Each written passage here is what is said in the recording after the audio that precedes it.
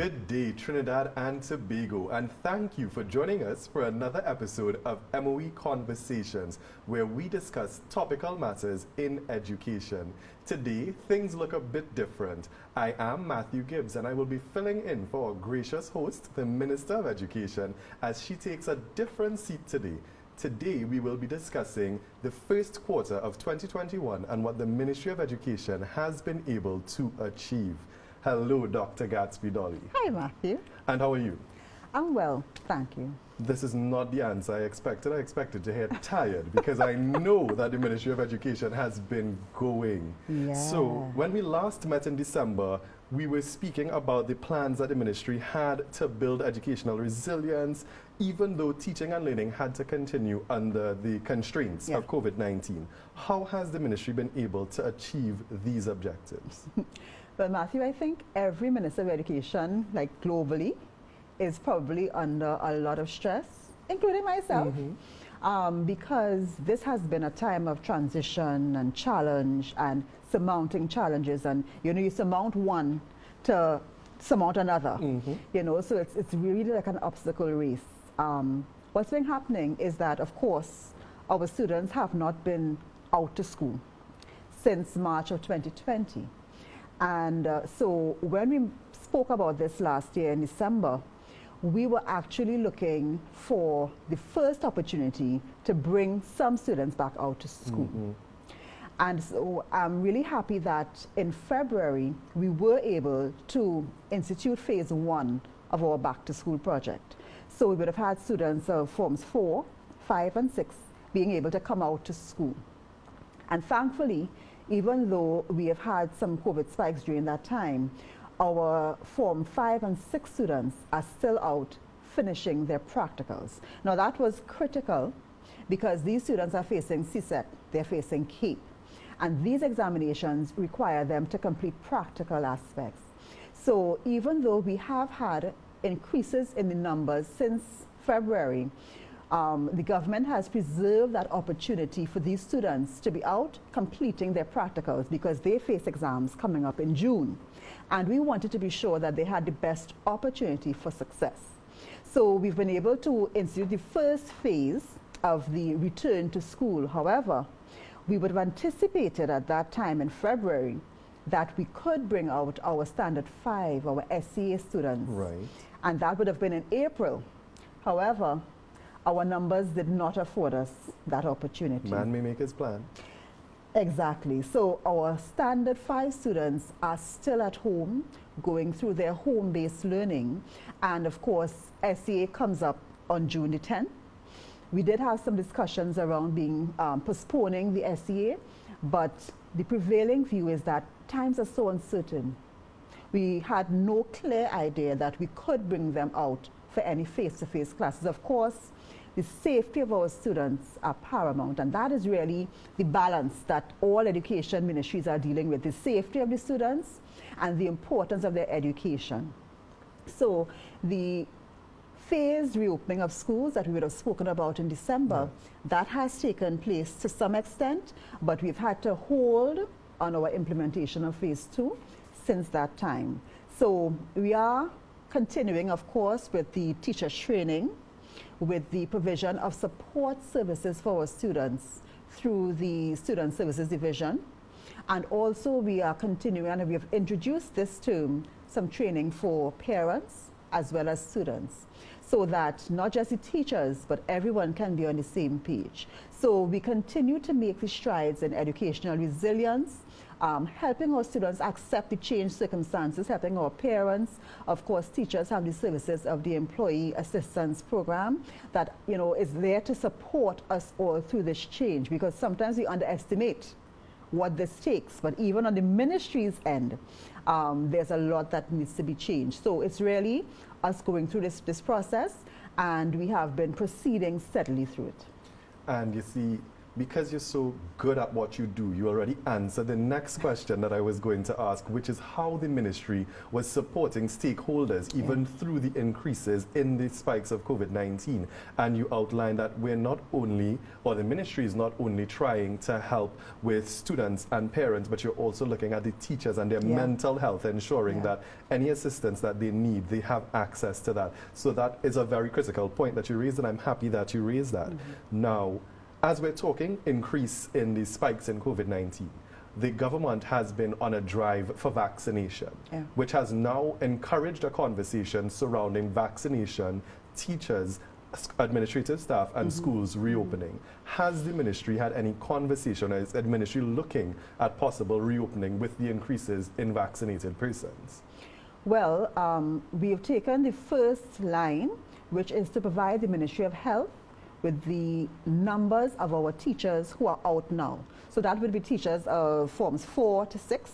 So we have provided the numbers. The government has made a decision to use the second dose to give a first batch vaccination to an increased number of persons.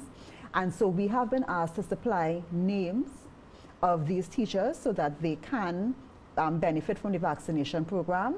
And so we will provide that to the Ministry of Health this week. Of course, we can't say exactly when the vaccinations will take place, but it is recognized that these are frontline workers, these are essential workers, and we really congratulate and value what the teachers have brought to this experience, because it has not been easy learning while doing. But in the main, our teachers have really showed their hero qualities in this time, and so we have provided that. Certainly, as we go forward with the vaccination, the hope, the expectation of the world is that it will allow us to regain some semblance of normalcy. And certainly on the side of education, we have always maintained that though we are doing our best to ensure that students who are at home have the advantage of learning through the virtual and the other platforms, it is not envisaged that this will be our normal. We want our students to get back to school. We want them to be able to interact, to socialize, to learn all these lessons about teamwork, interacting with persons, and that is where we want to get back to. So though we are doing all our best now, we are looking forward to the vaccination program yielding that result for us. And we now have a full cohort of students who've never met their teachers. They have not been to school. They sat SCA, passed SCA, and now have not even gone to school yet. So you're making a very valid point when you say that we need to get them there. The ministry always boasts that we have to emphasize holistic education, and a major part of that is the interpersonal skills of being physically in person. Most definitely. Now, you are the Minister of Education for Trinidad and Tobago. I know that you have highlighted that you meet with regional ministers of education, and there has been a lot of conversation surrounding how each territory has been operating pertaining to education and the different things that can be done. What has been the biggest challenge that you can see that has to be overcome as a region pertaining to education? I think the biggest challenge in education regionally would be equity of opportunity. Because we are all facing the COVID pandemic. We all have that balance between safety of the students and their education. We are all resorting naturally, as the world has been, to dealing with education in a virtual landscape primarily. And not everyone is ready for that. Not everyone could have provided devices for their children. And even where devices were available, not every child was ready to make that mental shift. So it is not only the children without devices that are vulnerable. It's also those children who did not transition well. And so the concern for all of us as ministers would be, making sure that no child is left behind. That is really our challenge. And so there are different aspects to that. And we have been grappling with that in making decisions that would benefit as many people as possible, because we know there's no perfect solution. So yes, online education, but that's not perfect. Yes, we want to ensure that the examinations, CSEC, CAPE, SEA, and their equivalents of the region we want to ensure that whatever arrangements have been made benefit most. However, we are faced with the constant understanding that even though we try to make decisions in the best interest of most of our students, there will always be some that feel the brunt or are disadvantaged. And that is where our challenge lies, in making these decisions to help everyone. And I can say that as Ministers of Education, we have been interacting and sharing best practice, sharing our experiences to help where we can and to ensure that we all as a region, progress together, and one country is not left behind. Look at St. Vincent and their particular challenges now. So we have been interacting with that in mind, so that everyone progresses and no one is left behind. And it's interesting that, because we've heard it said no child left offline in 2020, 2021, but you have made the point that in no child being left offline, we still have to ensure that the students that are online are not left behind. So in essence, we go right back to ensuring that no child is left behind. Ensuring whether you're online or offline, you have proper access to the education that you need. Now, you made mention that at this point in time, there's students preparing for SEA, students preparing for CAPE and CSEC. What has the Ministry of Education here in Trinidad and Tobago put in place to ensure that students can succeed with their examinations? So we have been a very vocal part of all of these regional discussions that have taken place around CSEC and CAPE. As you would know, in 2020, certain concessions were made for the examinations themselves, and there was quite a lot of uproar regionally which came out of the results of that. So certainly in 2021, the discussions ensued about exactly what the exams would be, what would be the format of the exams, how we would go about it. And so we have ensured that we were always a part of these discussions, taking back to those meetings, those regional meetings, the thoughts of our cohorts here in Trinidad and Tobago. And so we have, and we are happy at this point with the concessions that have been made by CXC. That is not to say that they are perfect. However, we are in an imperfect time, we are in an uncertain time. And so for these examinations, the dates have been pushed back. There have been changes made to the SBA component of it, the number of practical sessions required, so that there's less for the student to do. There have been concessions where the topics of the paper 2, which would be the writing paper, those topics will be revealed 5 weeks in advance of the exam to allow the students some advantage, to focus and hone in on the topics that are coming for the exam. There's also the deferral option. So where students are completely derailed and they feel that they cannot make these exams, because remember, these students have been out of school, this particular cohort, since March of 2020. So they really have not spent a lot of time in the classroom at all. And so we have said, CXC has said, listen, if you can't do it at all, with no fees extra, using your SBAs that you would have worked on, you can take the exam at a later date, either in January 2022 or in June of 2022. So these have been the concessions that have been made to allow for our students to feel a little more comfortable going into this exam. And on the ministry side, we are happy that we were able to bring the students back out in February so that they can complete the practical part, because without that practical part, then they can't sit the exam. So we have been working along that end, of course, putting all of the protocols in place at the schools. And I want to thank now publicly the school administrators, the principals, the staff, the supervision unit of the ministry, because they have been holding the fort at the schools. And if they were not doing that, we could have spread at school that would allow our students, that would not allow them the opportunity to continue. So I want to thank them for that. They have been doing well. And also, the Ministry of Health advised the Ministry of Education to form our dedicated district health unit. And so we are now staffed with, I think it's about 11 nurses and a doctor who heads that unit. And they are our direct liaison with the Ministry of Health. So every case or primary contact that comes up in our schools, they are on it. They give us the real-time information, whatever time of the night we get that information so that we can make informed decisions about how our schools are kept safe. And this came out of a recommendation from our stakeholders.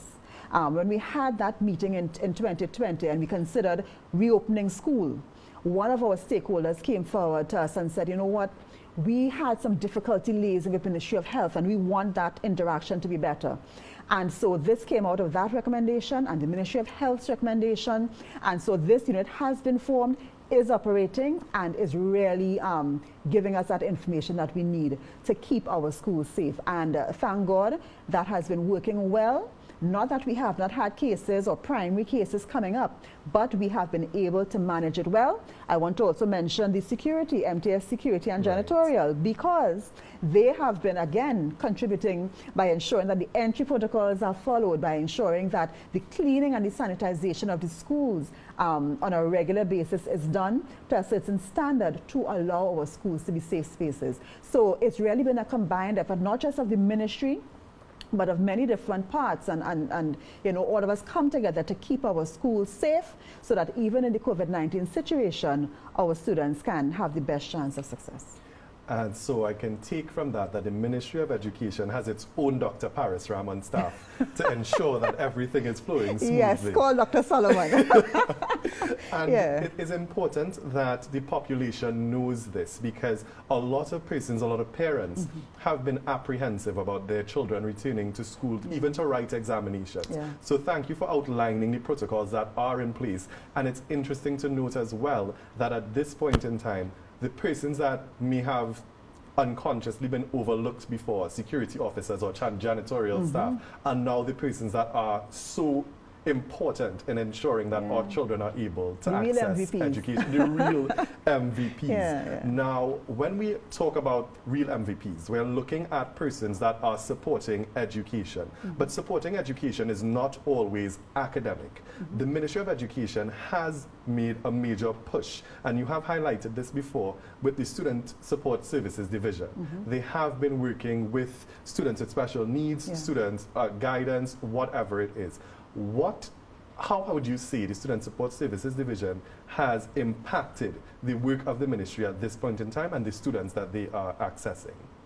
One of the main issues around students not being able to get out to school physically is their mental health and the effect on the student, on the person, you know. And many parents have reported, I myself see it in my children, you know, a frustration. They really want to get to school, and every time the numbers come down, they look forward to that being possible, and then if the numbers go back up as they have now, they feel a sense of frustration. And so it is not just about the students' academic performance, it's about their readiness to accept the information, to process the change, and to thrive in that circumstance. So the Student Support Division has been very important in that regard. The officers have been trained to deliver online. So that even though the students are not physically out, they can still receive the support, they can still access the counseling, the help, and so on. And I want to again encourage parents, if you see changes in your child that you think require some sort of assessment, you are free to interact with the teachers and ask for a referral for the child. Even the children can approach their teachers and ask for a referral, and the assigned school social worker or the guidance counselor will be in contact and will help and assist, because at this time we understand that it is easier for some children than for others. So the services of the division, the Student Support Services Division, they are available even in the online environment to assist our students, and we behold this as extremely important. And we must note that 2020 into 2021 has made mental health a conversation that everyone is having. It has kind of significantly removed the stigma that was there before. So it is imperative upon parents, if you notice those changes, to access these services. They are free of charge, and it will be of benefit to not only the child but to the parent, because these services are also available to parents, as you had made mention before. Now, as we are adapting, because we have to adapt to the online form of education for now, as you have made sure to mention, it will not be permanent. We may move into a hybrid form. Whatever it is, education is going to change. It will not look as it looked before 2020. In that, you have received a mandate from the Prime Minister that our curriculum now has to be evolved to meet these needs. What has the Ministry of Education done, and what is the Ministry of Education doing to meet those needs in terms of curriculum reform? Right. So in the national consultation of 2020, which of course was held virtually because our circumstances dictated that, we received, even though it was virtual, it didn't hold back people from commenting on all of the different areas that they felt required our attention and required transformation. So quite a few things came through that consultation, and I can tell you that some of the things that the population is looking for, it's not so much our academic reform. What we are looking for is the education of a citizen. The country is seeking to understand how the Ministry of Education is selecting for, training and measuring the ideal Trinidad and Tobago citizen.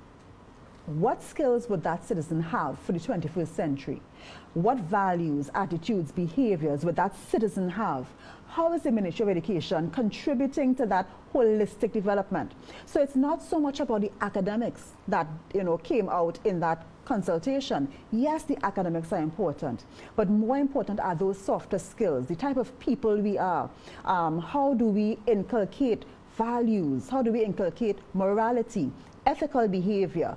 And so in terms of curriculum reform, we are approaching it from the vantage point of what is a citizen, what is the ideal Trinidad and Tobago citizen for the 21st century? And once we can identify the skills, the values, attitudes, and behaviors that citizen should have, then we translate that into how we educate, how we go about the business of education. What do we do? What do we hold as important? And how do we do that? Because our children have learned that maths is important, and English is important, and creative writing is important. And they've learned that because we've held that up as the pinnacle of success.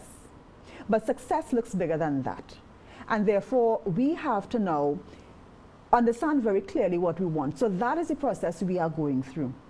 Based on what we got out of the consultation, we are looking at what the ideal citizen looks like, what are the skills and so they have to have, and therefore how we ensure that we translate to our children that this is important. Developing this skill is important. It's not more important to have 5 subjects than it is to be moral, ethical, empathetic, honest, right? And so as we blend these two things together, the academic as well as the softer skills, this is how we are approaching that curriculum reform. So we have reached quite a way in defining these things, not that they were not there before. However, we have to now emphasize, because we know that children may not be getting the benefit of that education at home, in the church, and so on, and even especially now, where they're distanced from many things that they would normally have participated in. We have to ensure that what was once implicitly taught is now explicitly taught.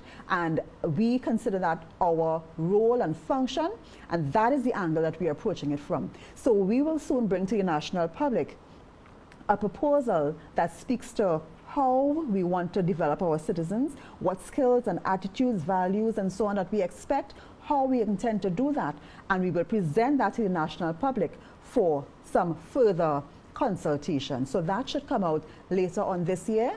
We intend to put that before the public for their edification.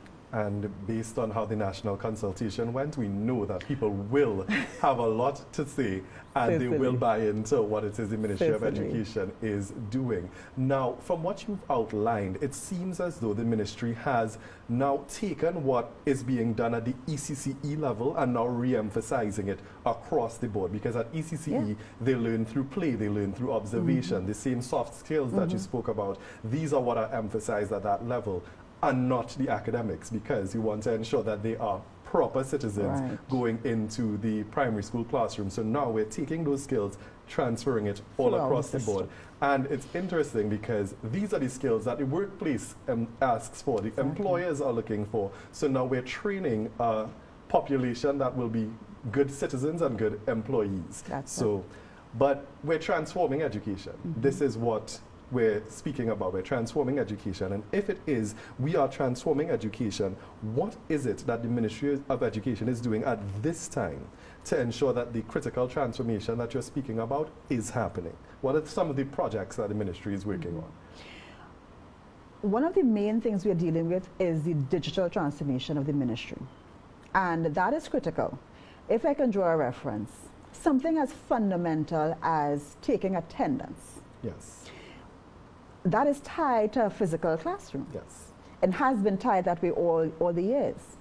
When you don't have a physical classroom now, how do you deal with that? And that's one of the, and I'm just using that as an example of the fundamental changes that have to take place from the administration of education and how we collect data, how we keep records. For many years, we've been speaking about how we transform, but where the school now is not physically based, then we see the gaps in how our record keeping is done. So we need to deal with our record keeping, the type of educational data we collect. So that's one area. We also need to look at the fact that investment, serious investment has been made in devices. And at this point, I think it's appropriate for me to thank all of the corporate sponsors who would have donated for the Adopt a School program and continue to donate.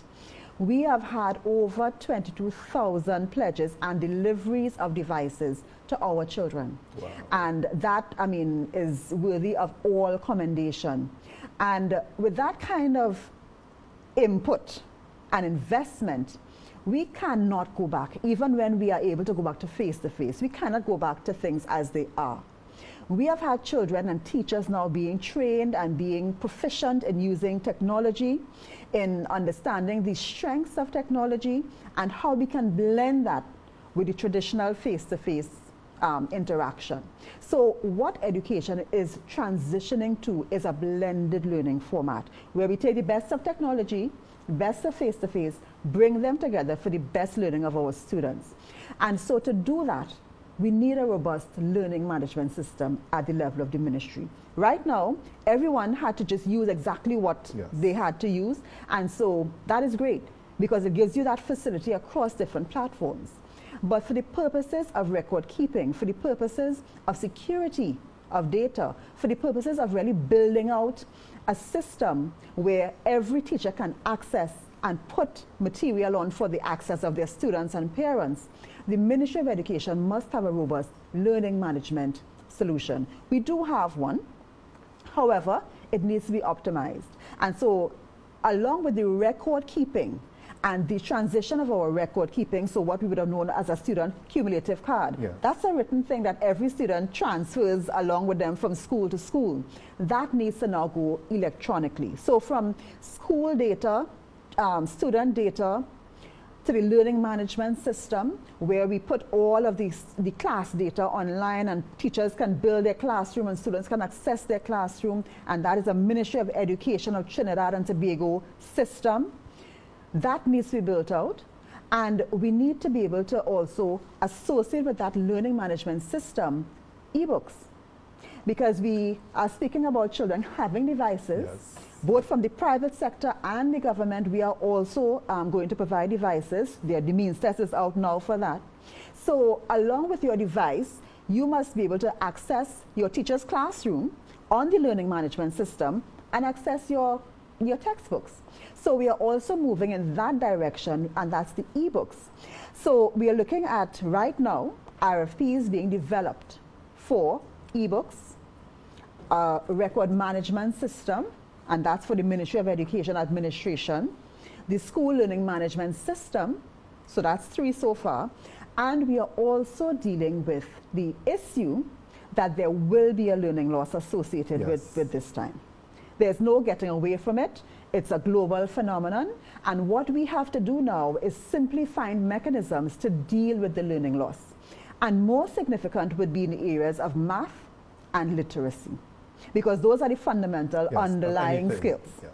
So we are also seeking, and we are developing that RFP now, an online solution for math and grammar, numeracy and literacy. And what we're looking for is a system that allows students to go on, do their assignment in a particular topic. It will self-mark, and it will give the student additional practice in areas where they are weak.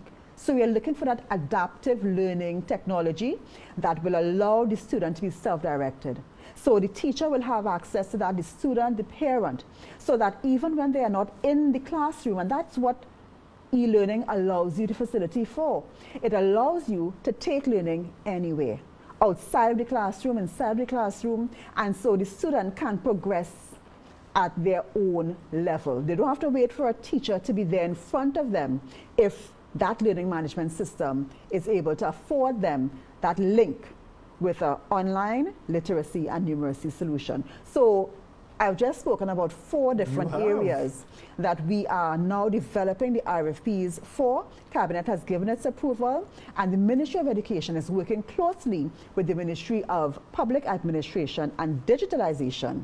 So they are also a part of this project, so that whatever we do in the ministry will be something that we are sure about the security for, and we are sure that it's robust enough to handle the demand, and we have something that we can really satisfy the needs of the digital learner. So that is where we are now, and we expect by the end of May those RFPs will be out, and so we will be dealing with that as the year progresses to bring that to fruition. So record management for schools, learning management system for the teachers, the students, the parents, an issue of methods of dealing with the learning loss for literacy and numeracy, and of course the ebooks. So those are occupying a lot of our time right now. So, Minister, what you're telling me is that your back just really broad, because you have been allowing citizens of Trinidad and Tobago to say, well, the ministry not working and we're not seeing anything, and you have all of these initiatives in the pipeline. The proof of the pudding is in the eating.